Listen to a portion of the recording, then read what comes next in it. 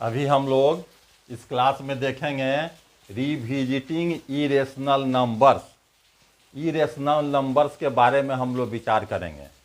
Irrationals हम लोग जानते हैं क्या है, लेकिन यहाँ इसी बात को हम लोग को प्रूफ करना है। प्रूफ क्या करना है? पहला प्रूफ है proof that root 2 is irrational. यानी रूट के अंदर हम कोई भी प्राइम नंबर अगर रखते हैं, 2, 3, 5, 7, 11 कुछ भी हो, वे सभी इरेशनल होते हैं।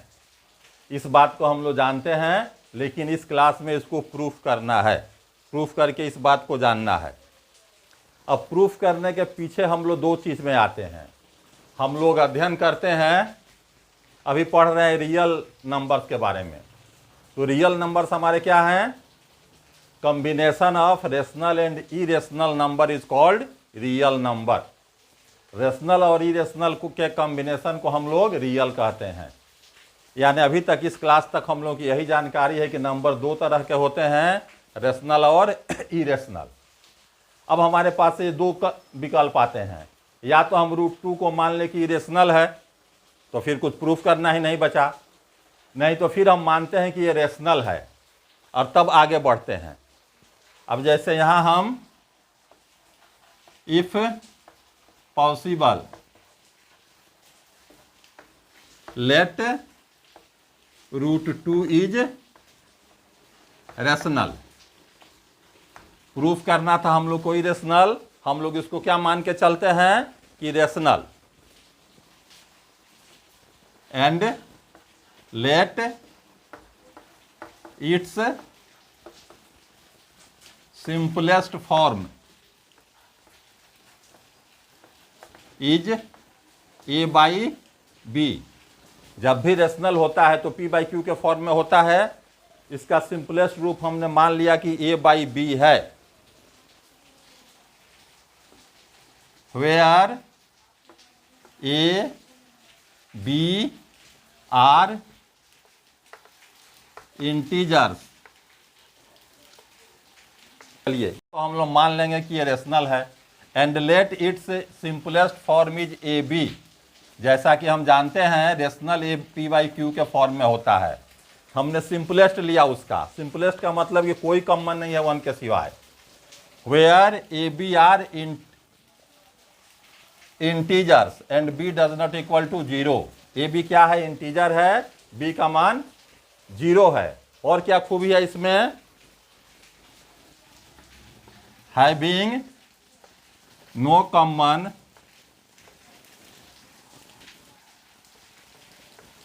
Other than 1। और इसमें एक के सिवाय कुछ भी कॉमन नहीं है। ए और बी में एक के सिवाय कोई नंबर कॉमन नहीं है। दूसरे शब्दों में क्या कह सकते हैं? ए एंड बी आर को प्राइम। ए और बी को प्राइम है। ये सिंपलेस्ट फॉर्म और को प्राइम एक ही चीज होता है। को प्राइम हम कहते किसको हैं? अब को प्राइम से हम लोग जोड़ने लगते हैं प्राइम को, प्राइम नंबर्स। लेकिन वास्तव में को प्राइम नंबर से कोई रिलेशन नहीं है। ये को प्राइम भी हो सकता है, कंपोजिट भी हो सकता है। इसमें क्या है? को प्राइम किसको कहते हैं? A pair of numbers having no common factors other than 1। को प्राइम कहते हैं ए पेयर ऑफ नंबर्स, दो नंबर एक साथ हों और उसका कॉमन फैक्टर उसमें एक के सिवाय कुछ नहीं हो। जैसे हमारे एग्जाम्पल लें तो जैसे यहाँ हमारा 3 और 5, ये दोनों प्राइम नंबर हैं और ये को प्राइम भी हैं। हमने एक नंबर लिया प्राइम, दूसरा लिया कंपोजिट। एक प्राइम है, एक कंपोजिट है, फिर भी दोनों को प्राइम है क्योंकि दोनों में कुछ भी कॉमन नहीं है।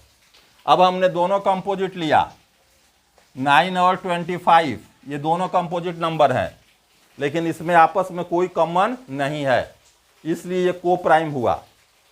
यानी हमारे को प्राइम से कोई रिलेशन नहीं है। को प्राइम उसी को कहते हैं दो नंबर हों और उनके बीच में 1 के सिवाय कुछ भी कॉमन चीज नहीं हो, यही हमारा को प्राइम कहलाता है। वो प्राइम नंबर भी हो सकते हैं, कंपोजिट नंबर भी हो सकते हैं। हम लोग समझ गए को प्राइम क्या है। अब हम लोग आगे बढ़ते हैं यहाँ। नाउ अब हमने √2 लिया है और √2 को हमने क्या माना है कि ये रेशनल है। जब रेशनल है तो हम इसको a/2 के b के रूप में दिखला सकते हैं। आगे जब हम बढ़ेंगे इसको इम्प्लाइज क्रॉस मल्टीप्लिकेशन अगर कर देते हैं तो हो जाएगा ये √2 b = a। क्रॉस मल्टीप्लिकेशन कर दिया गया। अब दोनों तरफ अगर स्क्वायर कर दें तो क्या हो जाएगा हमारा ये 2b² = a²। यहां हमने क्रॉस मल्टीप्लिकेशन किया, यहां हमने दोनों साइड में स्क्वायर कर दिया। तो ये हमारा हो गया पहला नंबर, एक नंबर इक्वेशन हम इसको मान लेते हैं। अब 2b² = a² है। इसका क्या मतलब होता है, a² है उसका एक फैक्टर 2 होगा, यानी 2 से हम b² में मल्टीप्लाई करेंगे तो a² मिलता है। इसका सीधा मतलब होता है 2 डिवाइड्स a², यानी 2a² को भाग देता है, या लिख सकते हैं 2 is a factor of a²। जब a² का फैक्टर ये है इम्प्लाइज 2 डिवाइड्स a। अगर ये a² का फैक्टर है तो a का भी एक फैक्टर है ये।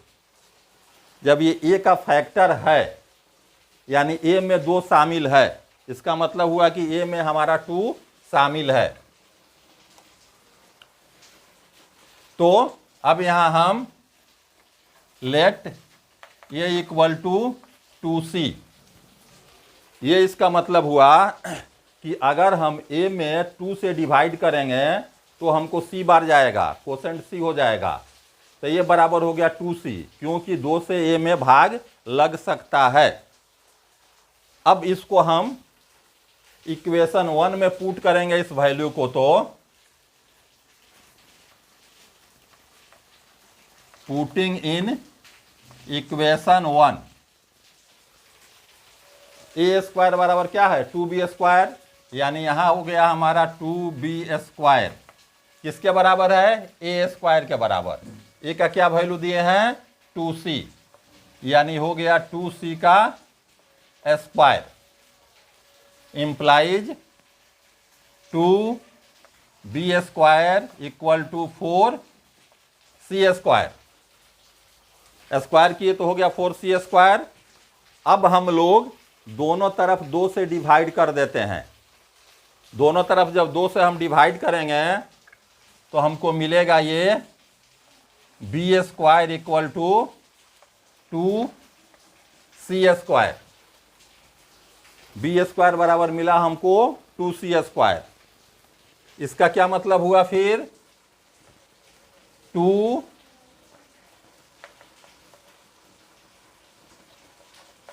डिवाइड्स c² इम्प्लाइज 2 डिवाइड्स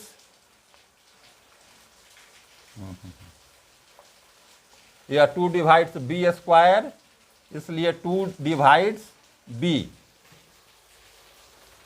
तब 2 फिर b को भी डिवाइड करता है। ये यहां हो गया, एक बार रिपीट करें, इधर मिटाना है बताने के पहले। 2√2 को हमने मान लिया कि रेशनल है। जब रेशनल है तो ये a/b के फॉर्म में आएगा। a/b को हमने माना कि को प्राइम है। को प्राइम मतलब इसमें कुछ भी कॉमन नहीं है 1 के सिवाय। क्रॉस मल्टीप्लिकेशन किया गया, √2b = a, दोनों तरफ स्क्वायर कर दिए, √2b² = a²। इसका मतलब क्या हुआ 2 डिवाइड्स a²।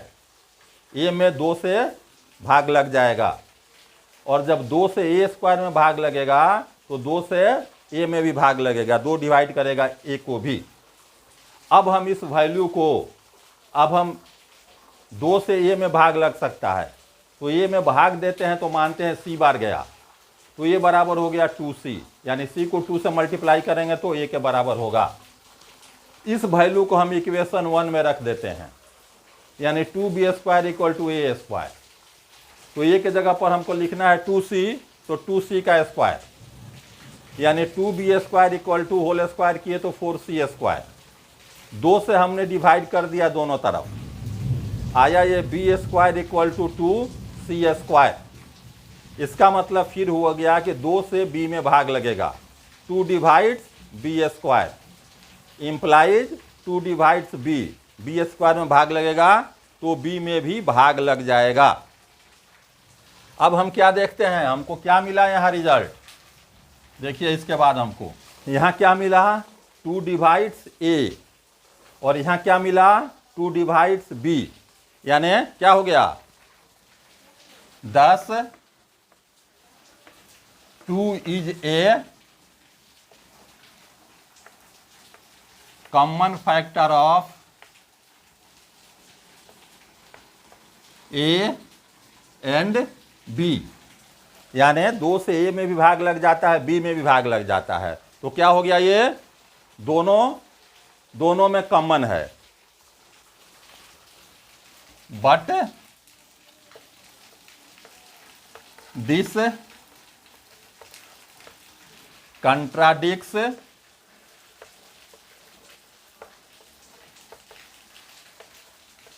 our assumption। लेकिन ये हमारे एजम्पशन को जो हम मान के चले हैं उसको ये कंट्राडिक्ट करता है, क्योंकि हम क्या मान के चले थे, contradicts our assumption that a and b has no common factor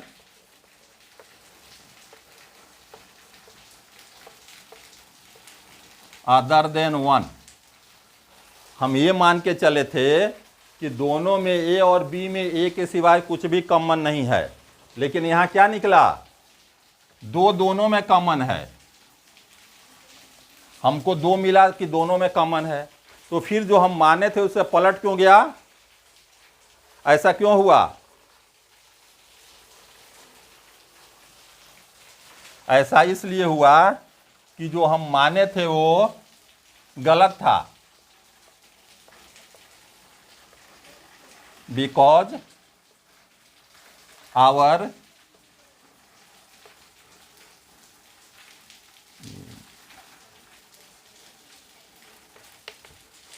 assumption is wrong. ऐसा इसलिए हुआ कि हमने जो मान लिया था वो गलत मान लिया था। हमने मान लिया था कि कोई कॉमन नहीं है, कॉमन निकल गया 2, और हमने क्या मान लिया था, इज रॉन्ग। क्या हम मान लिए थे, assumption that √2 is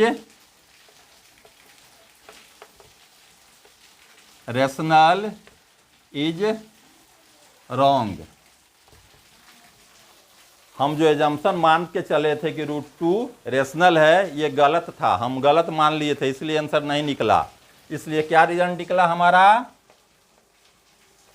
hence √2 is irrational. इसलिए ये रेशनल नहीं है, इरेशनल है। इस मेथड को कहते हैं कंट्राडिक्शन मेथड, यानी हम जो मान के चलते हैं उसके उल्टा हमको रिजल्ट निकलता है, ये हमारे कंट्रिक्ट करता है, इसीलिए इसका नाम है कंट्राडिक्शन मेथड। हमारा नेक्स्ट क्वेश्चन है, प्रूफ दैट 3 + 2√5 इज इरेशनल। पहले क्या था, हम केवल रूट को देख रहे थे, अब हम प्लस माइनस वाले को भी देखेंगे कि कैसे प्रूफ करेंगे इरेशनल है।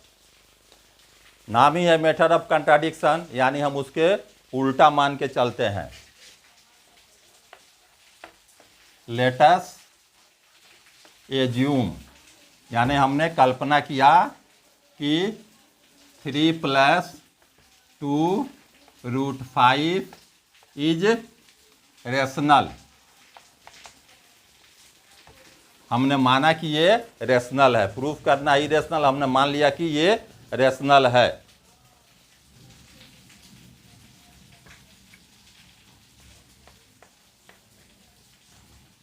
Then 3 + 2√5 = a/b, where a, b are co-prime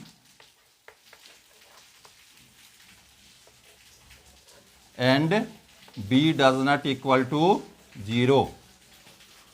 जब ये रेशनल है तो p/q के फॉर्म में आएगा, यानी a/b के रूप में हमने मान लिया। a, b are coprime. Coprime मानने का सीधा मतलब है कि कोई कॉमन चीज़ नहीं है इसमें 1 के सिवाय। अब हम बढ़ते हैं इसके आगे। अब हमने जो माना है 3 + 2√5 = a/b इम्प्लाइज। आगे हम बढ़ते हैं, 3 को उस तरफ भेज देते हैं, 2√5 इधर रहेगा, 3 को हम उधर ट्रांसफ़र कर देते हैं, यानी 2√5 = a/b - 3। हमने इस 3 को उस तरफ ट्रांसफ़र कर दिया। अब हमारा ये क्या हो गया इम्प्लाइज, ये हमारा 2√5 = ये 3 है, यानी 3/1 है। हमने इसका लिया LCM, तो हो गया हमारा ये b, यानी हमारा यहाँ हो गया a - 3b। उस पर सॉल्व किया हमने, ये हमने निकला a - 3b/b। अब इस 2 को भी हम उस पार फिर ट्रांसफ़र कर देते हैं, इम्प्लाइज √5 = a - 3b/b। अब हमारा इस रूप में आ गया। इस रूप में आ गया हमारा, तो हमको यहाँ क्या मिला,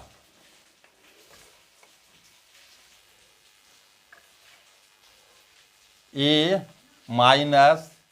3b/b। ये सारे इंटीजर्स हैं, इसलिए क्या होंगे, is rational, but √5 is irrational.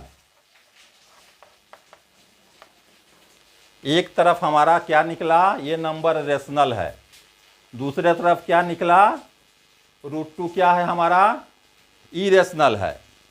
अब रेशनल इरेशनल के बराबर कैसे हो सकता है, ये √5 था, यहाँ √5 रहा, ये हमारा √5 ही है। चलिए, तो √5 क्या है हमारा, इरेशनल है। तो रेशनल बराबर इरेशनल के नहीं हो सकता है। Therefore